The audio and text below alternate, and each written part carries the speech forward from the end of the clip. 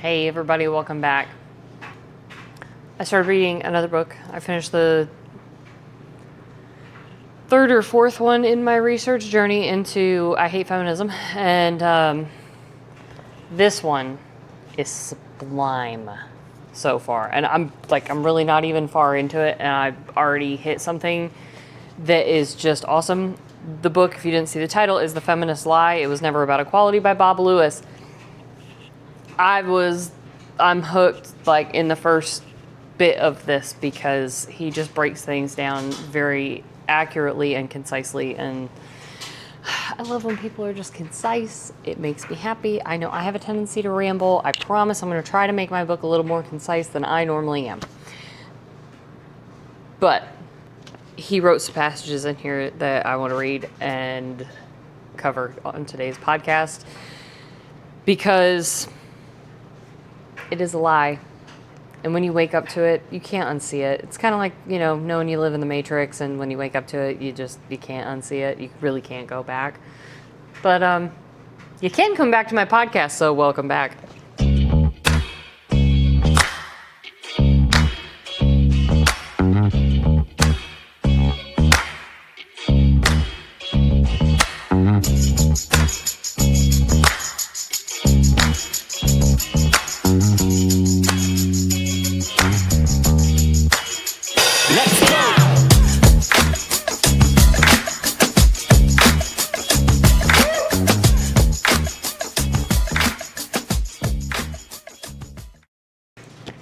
All right, so in his first chapter in this book, he's of course just talking about feminism and its tactics and the things that feminists have said and some good definitions.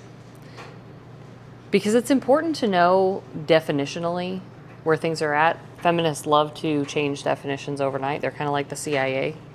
Just all of a sudden, Urban Dictionary pops up overnight. It's why you should always have hard copy books, because they change things. But he says, choice feminism is sometimes referred to as individual feminism. In general terms, this brand of feminism promotes a personal choice a woman makes in her individual liberties over what is good of the feminist group. To reiterate, this brand of feminism advocated that any choice an individual woman makes is acceptable as long as she's free to choose it.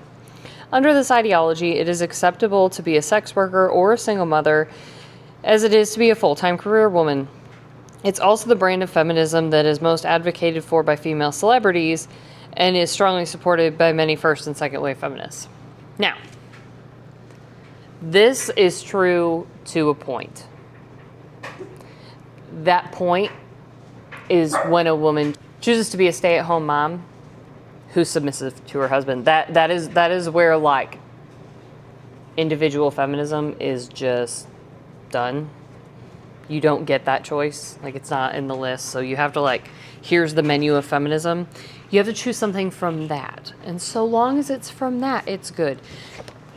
You choose motherhood and being submissive to your husband? No. Okay. Now it goes on.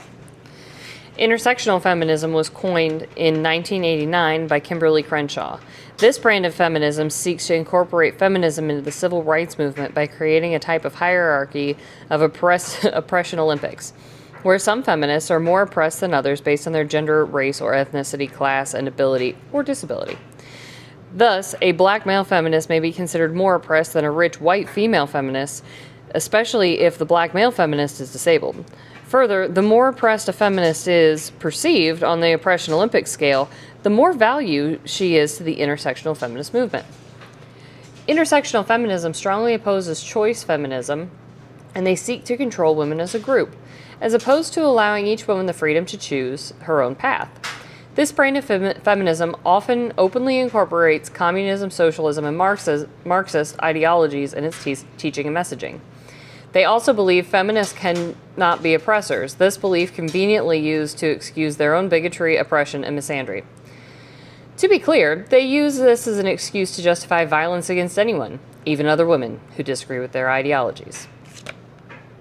So last week, when I said the feminists hate me, that's why. Okay? But you do have to understand, while they've always made this case for choice feminism, if you go back and look at the history, the original, like the OG feminists, all of them said women should not get to choose this because it's bad for all women. And this and should not get to choose is because the women would choose to stay home and be submissive to their husbands. Women shouldn't get to choose. They should be forced. So please understand, anyone who gets into my comment section and says some BS about, well, that's not real feminism, never read the history of feminism, never read the words that came out of these people. I have. I've been reading so much history of feminism. It's just insane. Just go read Rachel Wilson's book. Rachel Wilson's book is great. It's short. It's smooth. It's very concise. She has great references, so you can go and start looking into all of these things. Guys, it's always been the feminist Olympics. Always. Like, from the start, this is where it comes from. When you build a foundation for a movement on something, i.e. communism, Satanism, the occult, as the feminists did, when you build on that foundation, it seeps through the whole thing. And no matter what you want to say, oh, well, we just want to give women the choice. Women always had the choice, actually. Women could go get educated. Women could go and do all kinds of things. What they really wanted was to control you and to force their feminist superiority on everything. Will you quit? And he nailed it. Just nailed it. So he goes on, paragraph later, to say, regardless of their differences, both brand of feminism believe in the conspiracy theory that a cabal of men is responsible for what feminists receive to be systemic oppression of women. They refer to this cabal as the patriarchy. They use their oppression to this mythical patriarchy as justification for every female act, even though there has never been objective evidence that such oppression, gender-based cabal exists anywhere in the history outside of Islam. What have I been saying to you? Guys, I said that before I read this book, before I cracked this book open. I have been calling that the boogeyman. It is the patriarchal boogeyman. I've been saying it. There's a reason I see these things in society and I go, you know, it's really strange. I've read great literature, right? That's the joy of having been a super educated woman. You go and read the great works of literature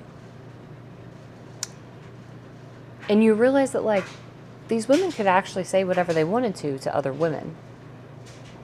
They just didn't have control over men. Women had a voice. Women had education. Women were taught. Women were governesses.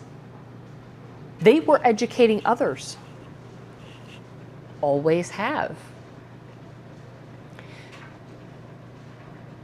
But the patriarchy, guys.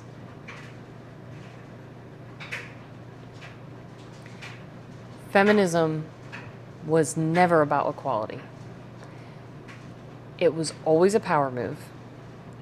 It's been corrupt from the start. And everything I read just continues to support what I already see happening in society. Grow up. The patriarchy doesn't exist. The only where, like, the evil, oppressive patriarchy exists is exactly what he says. It's in Islam. Which is why when I say, hey, we need to bring back the Christian patriarchy, everybody goes, you're really just a Muslim. No, you're really just stupid. You're really just stupid. And uneducated. And brainwashed. So grow the fuck up. To the men watching this podcast, know that we support you. We know the patriarchy didn't actually exist. And if you're out arguing against feminists, and you are pushing, like, we should go back to the evil, oppressive patriarchy. If you're using like feminist arguments and the myth that feminists built their stuff on as part of your argument, you're weakening your argument. And you're hurting the people like me who are out here like trying to actually bring some reality back. So if you don't mind, stop. Like, I love watching the crash out from Myron Gaines, and if he ever rolls up to a university near me, if you guys have ever seen that meme where it's like the chair and the guy like shakes it out, plops it down, that will be me, okay? I will be there to watch Myron for the crash out. But a lot of his arguments are like women deserve less. And he makes a lot of arguments of like we should go back to the boogeyman patriarchy that women are so scared of. But that patriarchy never existed. And I know Myron knows that it didn't exist. He does it for the crash out, which is why it's funny. But at the same time, it does like drive the feminists back to their like ilk. And it makes me a little crazy. So if you guys could help me out and just bring back some reality to the conversation, that would be great. And ladies, like, grow up. Please, I'm begging you. Please grow up and go read a book. If you want to sit and say, well, I'm so educated, go read the works from people in the era. Like, expand your mind. You're not actually smart if all you do is just sit in, like, your bubble. I have heard all of the feminist arguments, and then I have heard reality. And I have witnessed a lot of things with my own eyes. And I'm telling you right now, good old Bob here is nailing it. Hope y'all have a great day.